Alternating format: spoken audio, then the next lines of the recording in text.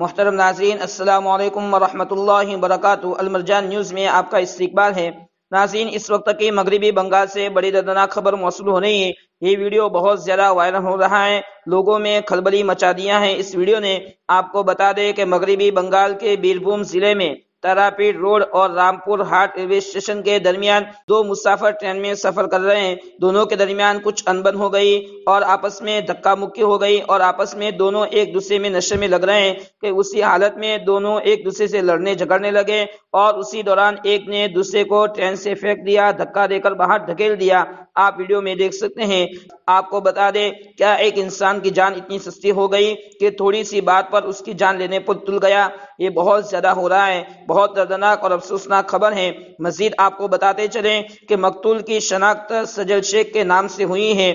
وہ ٹریک پر اس حال میں پایا گیا کہ اسے خون بہہ رہا تھا اور اسے ہسپتال میں داخل کیا گیا ہے۔ ناظرین، دعا فرمائیں اللہ تعالی ہمارے ملک کے حالات کو درست فرمائے، ہمارے ملک میں امن و امان پیدا فرمائے۔ اس ویڈیو کے تعلق سے آپ کی کیا رائے ہے؟ کمنٹ کر کے ہمیں ضرور بتائیں۔ والسلام۔